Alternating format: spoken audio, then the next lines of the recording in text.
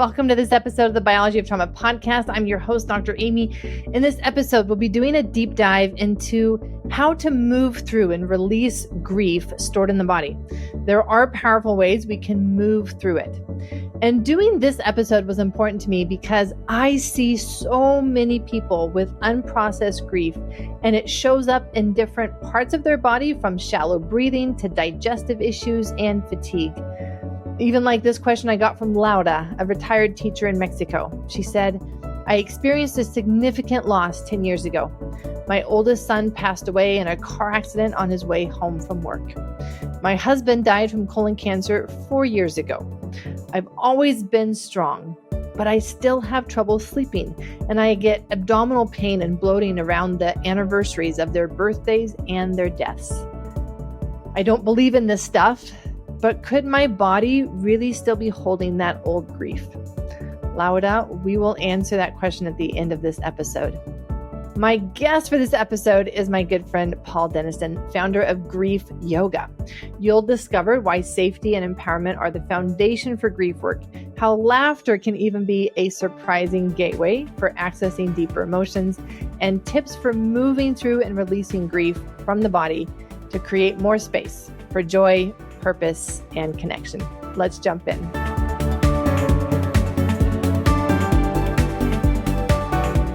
How do you see that grief gets stored in the body and the body holds grief?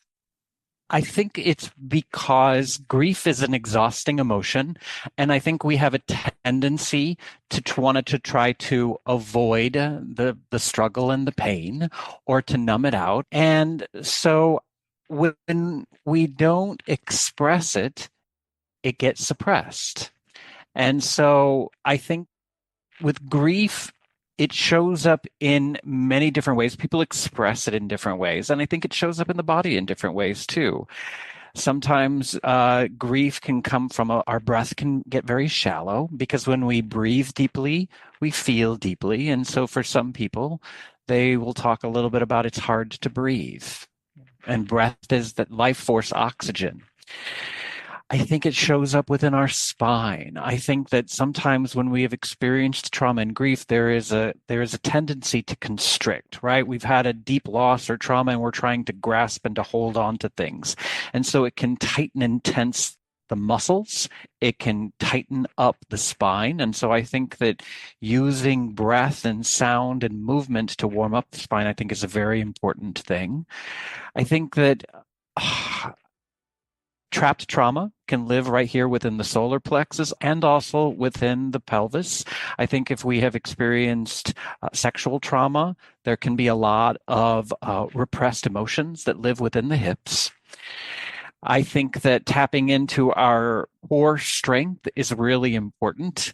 And sometimes when we have experienced grief, we might have digestive issues. We might feel like we have lost a sense of strength and control. So finding the resource of our core and our power is really important. I think that grief absolutely lives within the chest and in the heart. I think that this is our access to love. And it's also a place where, if we have not dealt with the grief, a lot of unresolved sadness can live within the chest. I think that anxiety can show up and grief is kind of underneath it. And so a lot of the times can live within our shoulders and in our neck. Grief brain is a very big thing where when we have experienced trauma, there can be a sense of catastrophizing and worrying about what is to come.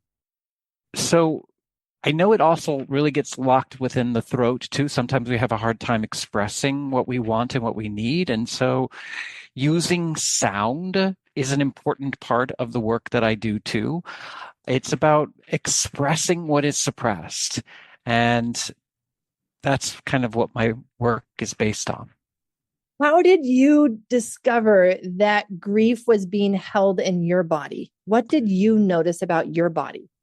So I was going to yoga classes in order for me to deal with my anxiety.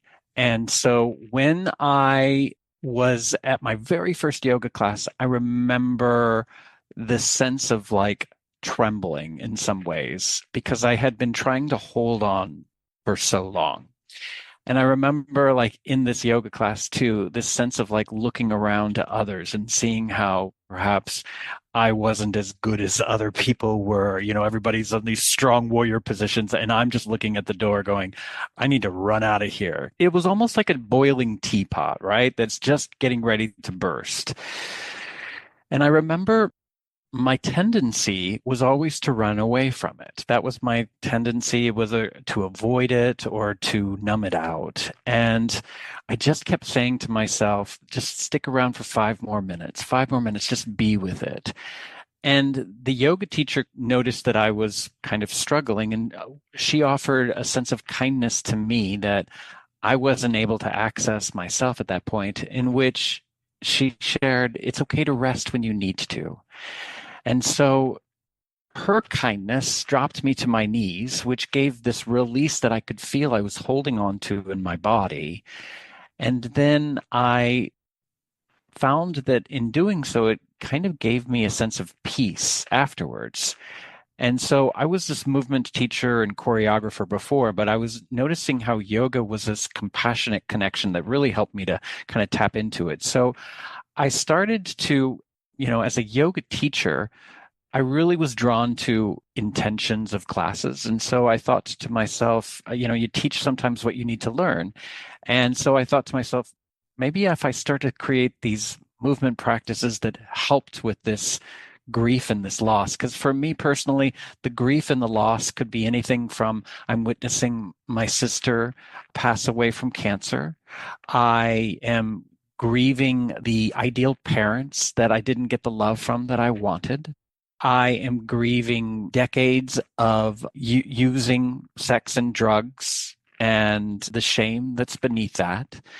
And so there was a lot that was there.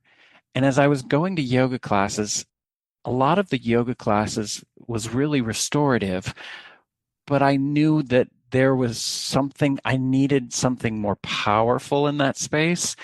And so I think that what I started to do from a yoga perspective was to say, let's take yoga, movement, breath, and sound and take whatever's in the shadow and start to channel that in a very compassionate and empowering way that we could then witness the grief, witness the trauma, perhaps have a correctional experience within the trauma by holding space with it. But we don't have to get stuck in the pain. We could begin to move forward with it. And so within the work that I do, grief yoga, it's based on what's called a cycle of compassionate transformation that goes from a place of awareness to sensations in the body and moving the body, expression, which takes whatever is suppressed and channels it and moves it through in empowering ways, connection, which is all about witnessing the trauma and the grief, and also creating flowing meditations to open the chest and open the heart towards more love, more grace, more gratitude, allowing a place of surrender to come in to help to soften and to relax the body. And then the final step is about evolution, which after this loss, after this trauma, I am different. And so how can I move forward using movement, breath, and sound to help us to tap into more perseverance, play, and purpose? I basically created a class that I was like, this is the class I would love to take. But it was very focused also about let's take whatever is channeled and suppressed and let's, in an empowering and compassionate and safe way, let's move through it. And I love that idea of moving through it, because when I think of what trauma does to the body, it's the immobilization.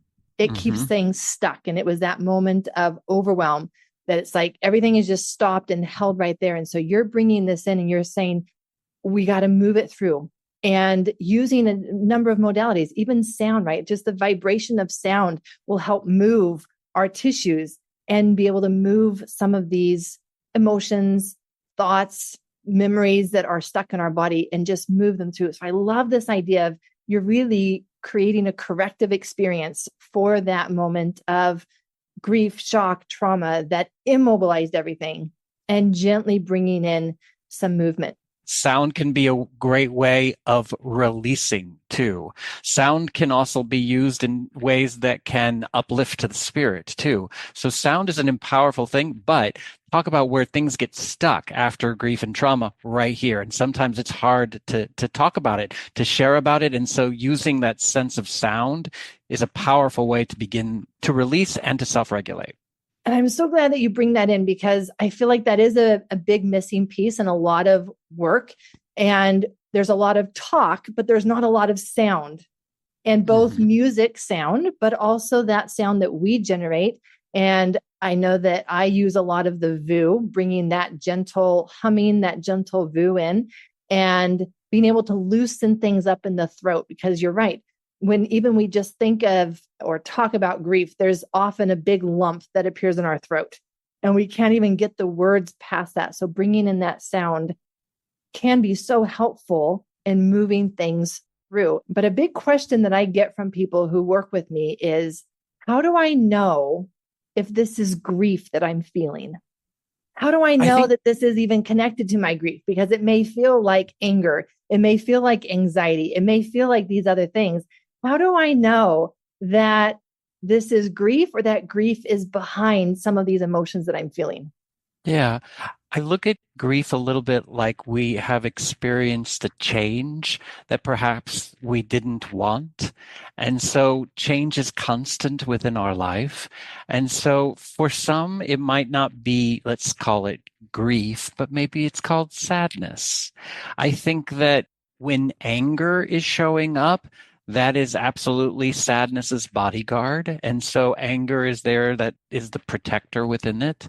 I think that sometimes when, a clear indication of anxiety that's coming up, that tension and that worry, a lot of the times beneath it can be sadness and can be grief.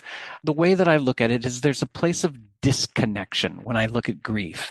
A disconnection, it could be from someone that we loved, it could be a person, it could be a disconnection to also, I thought that my life was gonna be different. The grief could look like a little bit like I'm grieving the turbulence within the world from a political standpoint. I'm grieving, that part of myself that was playful and peaceful and happy in some ways. And I miss that part. So it's really about the disconnection. Where is it? Where is the disconnection in that loss? That's a little bit how I reflect about it within grief. And I also think that, some people think that grief has to be this big, sorrowful, mourning, tears. It's different for everybody. I think everybody expresses it in different ways. Some it can be very subtle, and some it can be very big. Some people are desiring to reach out to others, and some people can be like a turtle that goes into their shell. So it's a very personal experience in that way, but it's really connected to love. It's when we've experienced the place of love and there's a disconnection from that love. I think that's when grief shows up. So then, as I think of someone who's going into a yoga session, and all of a sudden they move a certain way, do a certain posture, and there's this wave of emotion, what do they do? To allow it to move through, to be in a place where it moves through. Some people come from a place where grief might feel like a luxury. I can't go there. I have to take care of either my family, or I'm going to be worried about, I'm going to start to end up in a puddle on the yoga mat and stuff too. So I think that grief needs dedicated time and space. And if you're not able, let's say in the safe space that you're in, or in the space that you're in, if you're not able to fully go there, the grief is knocking on the door saying, this needs attention here. So finding places where you can have that committed time. Maybe that's going elsewhere and going into your shower and saying, let's have the release here. Or I'm going to go and reach out and talk to someone. I'm going to go out in nature or something. It just needs dedicated time and space. We can choose to not grieve, but then what happens is we kind of disconnects us then, whether it be from love or from more happiness or joy. So it just is more, it's like the grief and the sadness. It needs dedicated time and space. And if what's showing up instead is like anger or anxiety, That's the part to address, but then to get curious about what's beneath it. What is that holding in that space? A lot of the times it's that sadness, it's that grief. So true that the anxiety and anger can be what's guarding our grief and trying to protect us from feeling it, because grief can feel unbearable. It can feel overwhelming.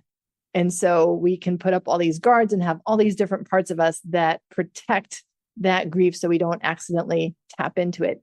So, from your experience, how does one build their capacity to even be with that grief and not get overwhelmed by it?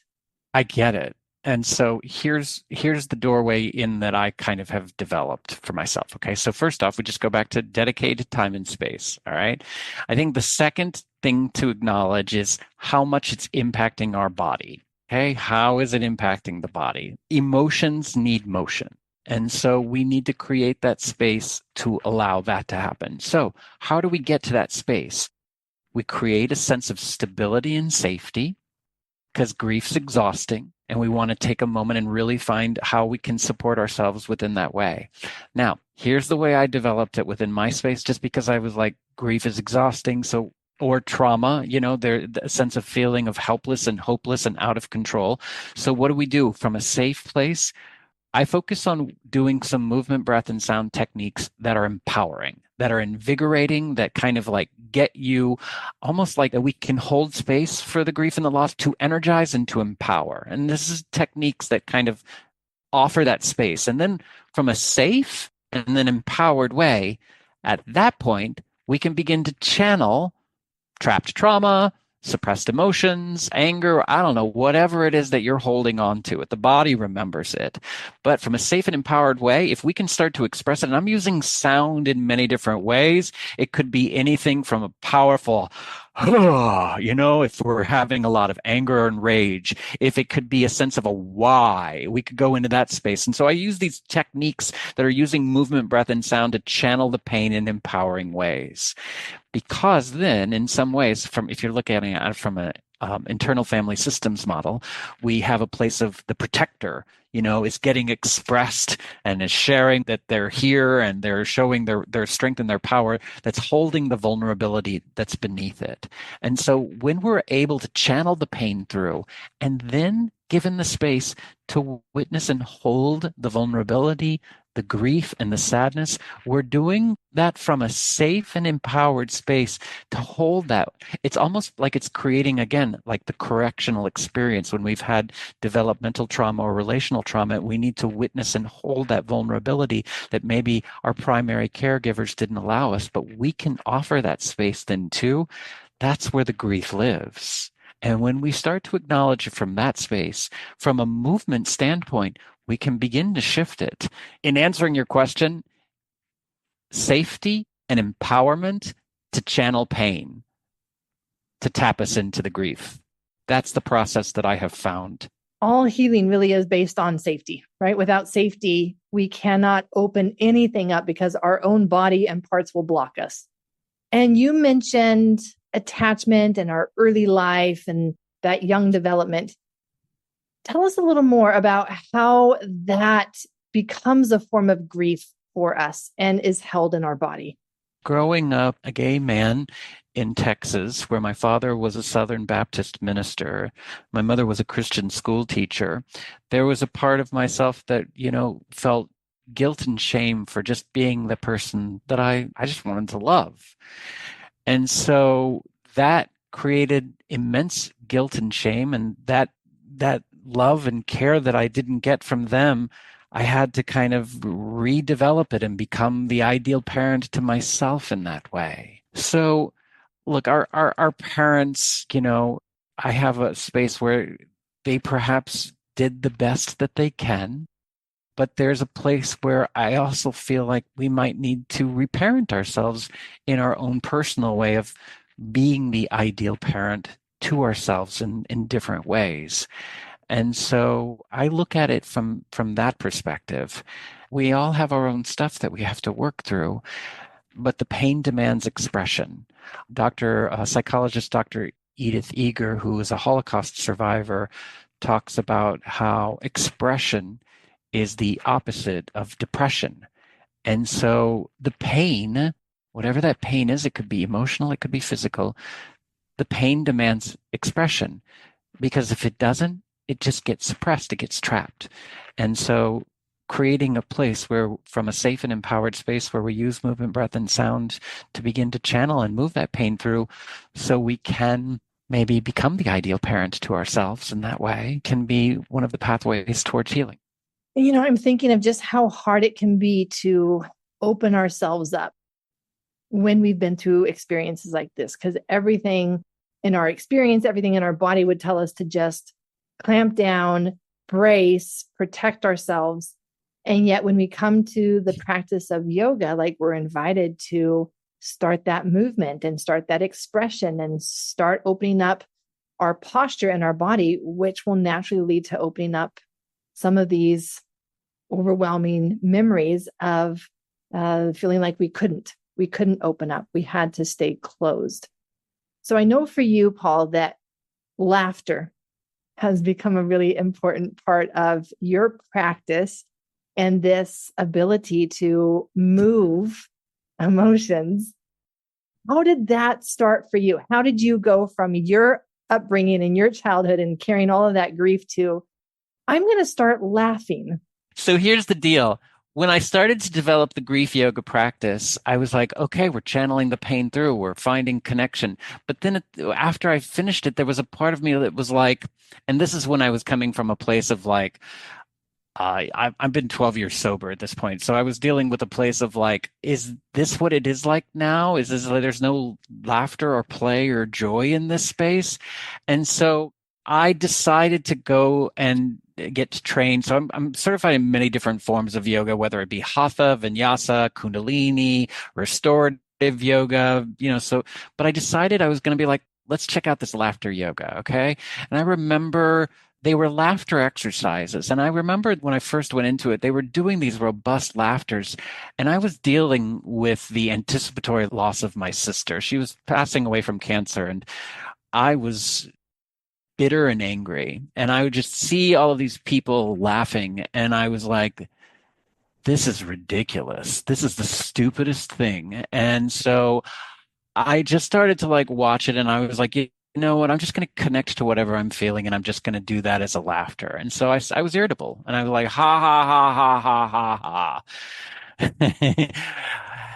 But what I started to see then is that I was acknowledging whatever it was that I was going through, right? Which for me in that point was a little uncomfortable and irritable. And so doing that gave the release that then started to become where the laughter became a little bit more organic. But then what happened is that right after that, it brought me into a place of tears.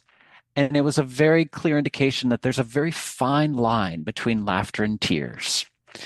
And so I found laughter to be a gateway in to help us to tap into using sound and breath, to help us to tap into sadness. But it was also laughter exercises were a practical technique to say, I'm going to go into the pain, but I'm going to take a break from the pain. And that's an important thing, too, to help us to tap into our resilience, too.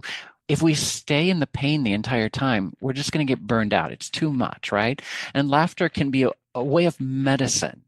And so the way that I incorporate it in a grief yoga experience is that after we express the pain, after we have a correctional experience of witnessing, one of the techniques that I do with is bringing some laughter in to help to create the space of opening the chest, opening up the heart for grief bursts or love bursts to go through. Now, these laughter exercises, there will be places where we will connect in some ways, like give yourself like an irritated laugh, like I did, ha, ha, ha, ha, ha, like a teenager who thinks this is the stupidest thing, ha, ha, ha, or maybe it's or maybe it's an angry laugh, like ho, ho, ho, ho, ho, or, or a little mischievous laugh, like, so we're using a little bit of these techniques, and the laughter yoga is taking like mirroring everyday life and not forcing anybody to be happy, happy, but just using laughter,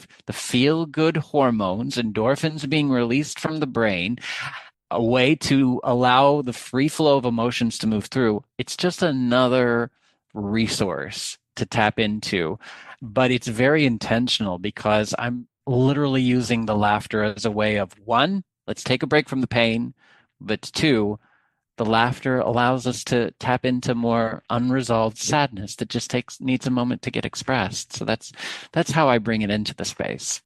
And it seems like a really safe way to bring in a deeper breath, because we can't actually laugh unless we take that fuller breath. But yet, if it were just the breath, we'd be like, oh no, I don't want to take a deep breath. So it seems like it's this subtle, safe, fun, maybe more playful way to allow that fuller breath, which will allow the deeper feelings that we normally wouldn't feel.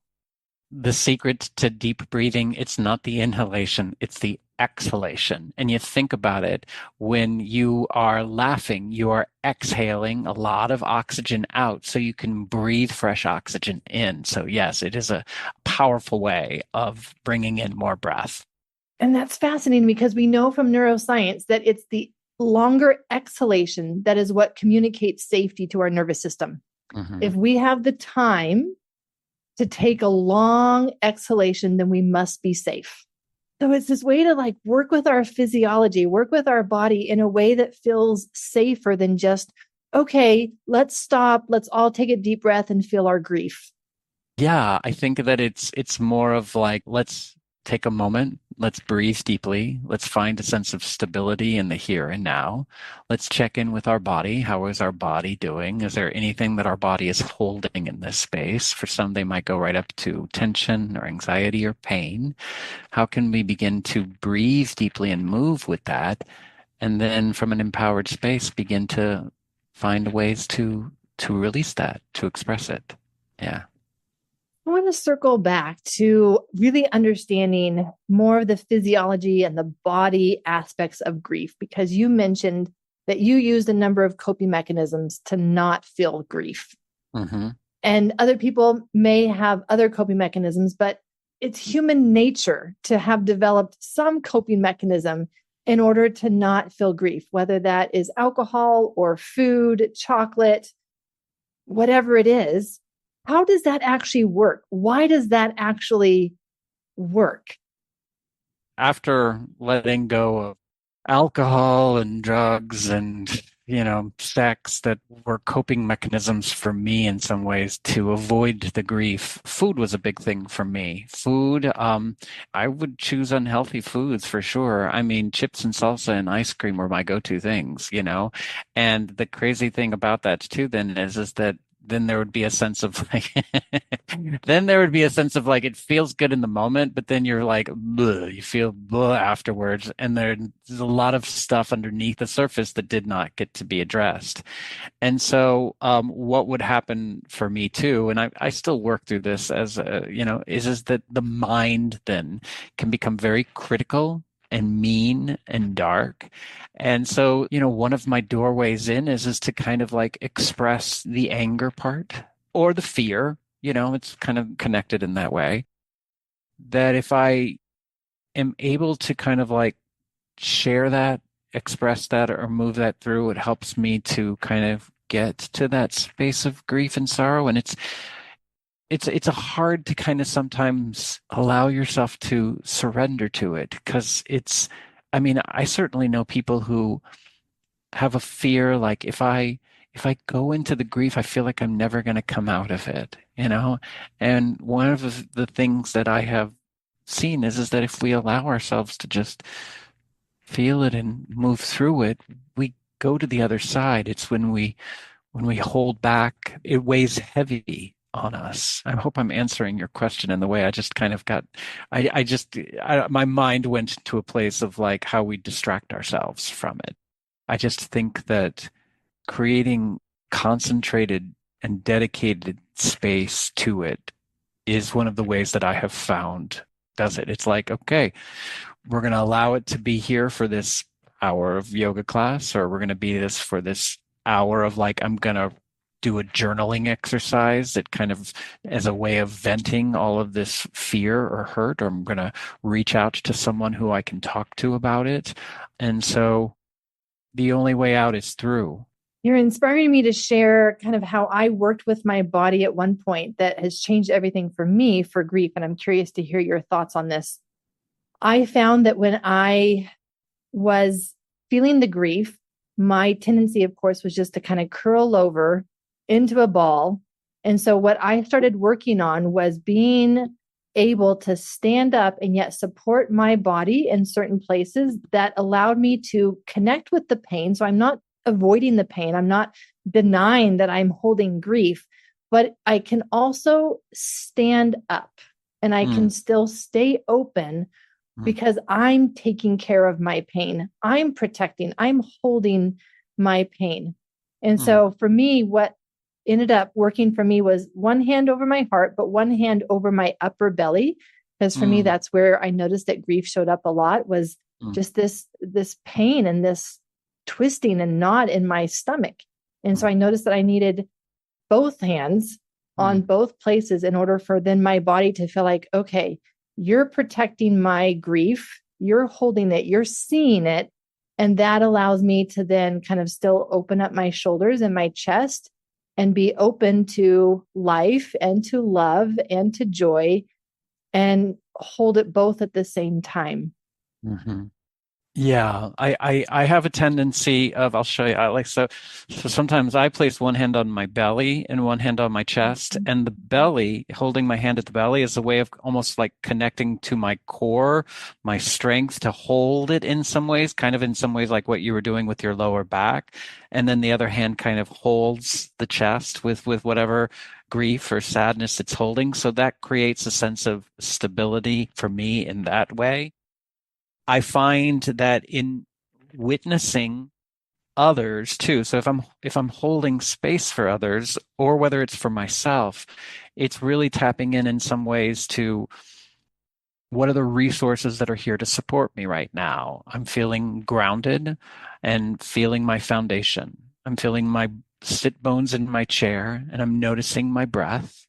And if I'm connected to wherever my center is, I bring my center right here to the solar plexus. Some people find their center, maybe it's more in their chest. So wherever it is that is your center that can hold the space, whether it's for your own self or if you're witnessing and being with another person. So that's the sense of stability that I try to like find in that way that can then, hold the space for the grief, the love, the sadness, or whatever needs to be witnessed in this space. How do you hold space for other people's grief as a practitioner, as someone who is there to help them with their grief? And it can tap into our own as practitioners. How have you found it necessary for your own practice, for your own ability to hold the space for other people's grief?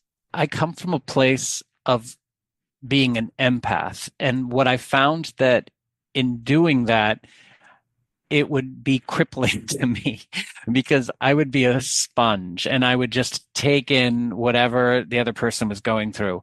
So for me personally, I had to balance it out a little bit here towards I needed to focus more on compassion, that sense of compassionate, like I'm here, I'm listening, I'm mirroring back, or I'm asking questions. But it helped me just for my own personal well-being to say I'm not being a sponge and taking it in. I think that both are very important. I think that the world needs more empathy and more compassion.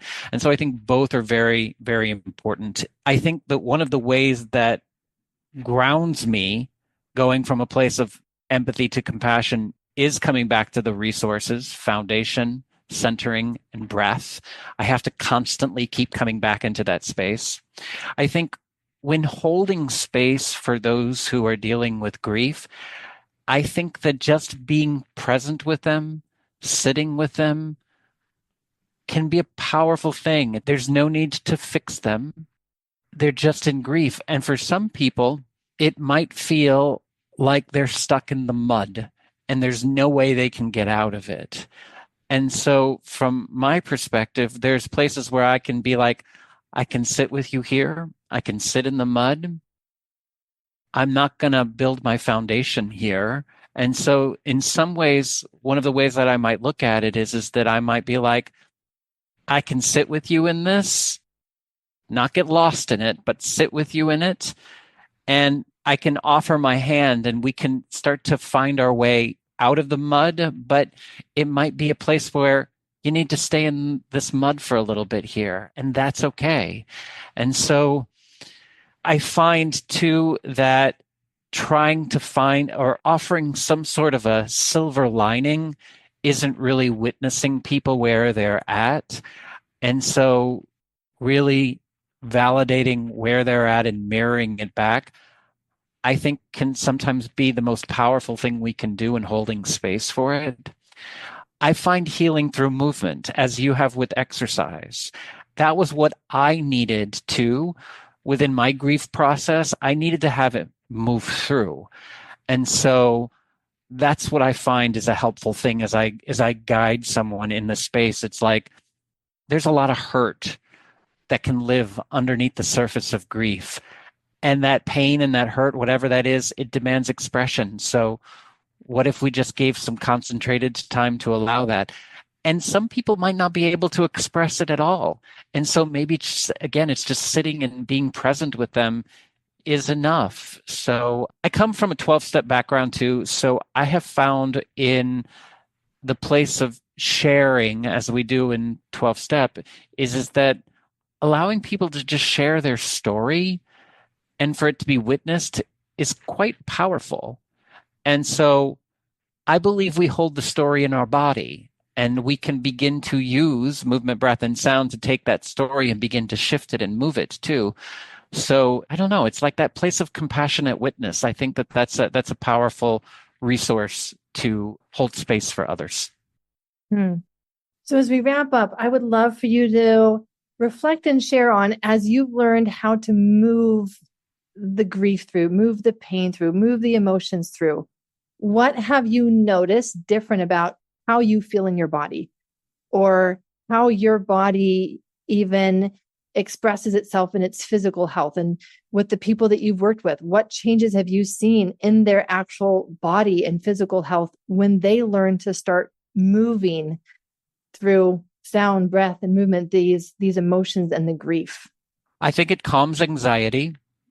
I think that I sleep better. I think that there is a place where there's more of allowing of feeling the many different colors and emotions, but it's also coming from a place of like the centered place that says I'm witnessing and allowing these emotions to move through. And so I think that as I get older in my life, I find that the thing that I seek is that I'm looking for meaningful experiences. And the meaningful experiences can include laughter, and it can include sorrow, and it can include excitement and purpose, and it can include fear. And so it's almost like I'm here, I'm going on this ride of life, and I'm just going to kind of embrace it all. And I have found that when I have given the space for grief to breathe, it's given more places for joy and purpose to also show itself. Like that, feel it all, embrace it all, and feel it all. Is there anything that you would want to say that you haven't had a chance to say? Anything that you would have wanted me to ask you that you just really want to be able to share with others on this topic? I think the importance of the mind-body connection. I think that that's a really important part to it. And we need to have that common connection within this to help us within grief and trauma.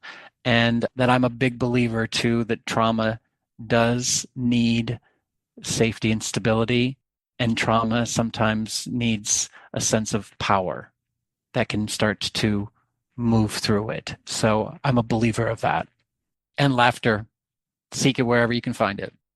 That seems like the magic combination, right? Safety, and then this sense of empowerment of I can do this, I can feel this. And then the laughter with the breath and the movement and being able to hold it all. Oh, well, thank you, Paul. Thank you for sharing. Thank you for your time. Thank you for coming. I really appreciate it. Thank you, Aimie. And thank you for tuning into this episode. I want to circle back to Laura's question and answer that question. First, if you would like to know more about how to unlock grief and trauma stored in your body, I have links for you in the show notes. I will have a link to my essential sequence guide. This will tell you why is safety the essential first step for grief in the body, and why will anything else be blocked by our body because it does not feel safe. All that is answered in this essential sequence guide. The Biology of Trauma book, how the body experiences and holds fear, pain, and overwhelm, how to heal it. At the time of this recording, the Insider Circle is open and pre-orders are going live soon. Join me in the Insider Circle. The foundational journey is if you want to actually take action and be guided through this essential sequence by me. We do somatic and parts self practices that are retraining the body and the mind for doing the deeper work safely. These are the daily practices that I have found that change one's biology and health symptoms the fastest. There's a couple related podcast episodes. Check out episode 74 on why stored trauma becomes syndromes with Peter Levine, and episode 114 on grief, the science behind why we just can't get over loss with neuroscientist Mary Frances Connor. A related YouTube video is on why feeling safe is essential for healing the body. And Laura, now to come back and answer your question. And thank you for sharing your story with me. First, I want to acknowledge the profound loss and your experience with both your son and your husband in a few years' time.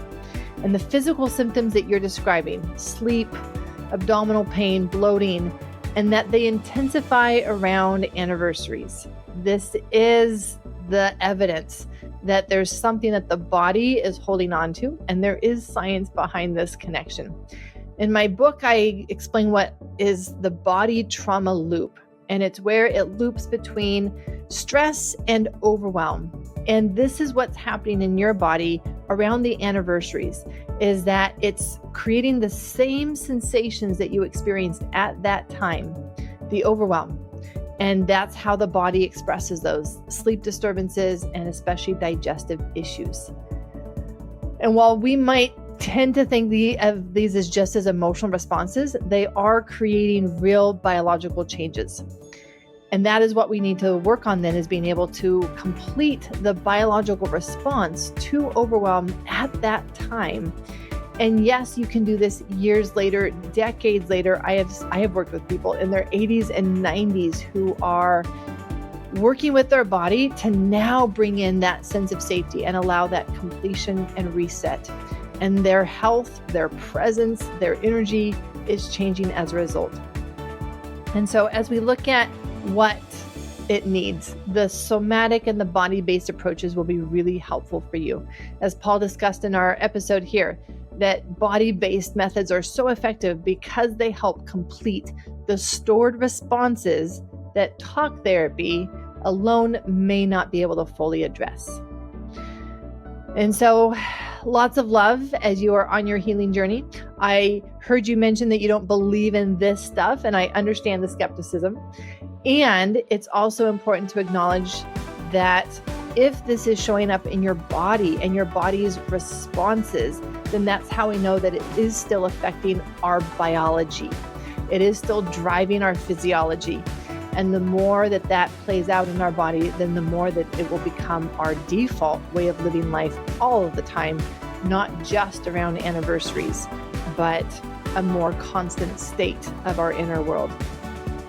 With that, Laura, thank you for your question. In the show notes, I have a place for you to drop your questions and comments. I encourage you to do that.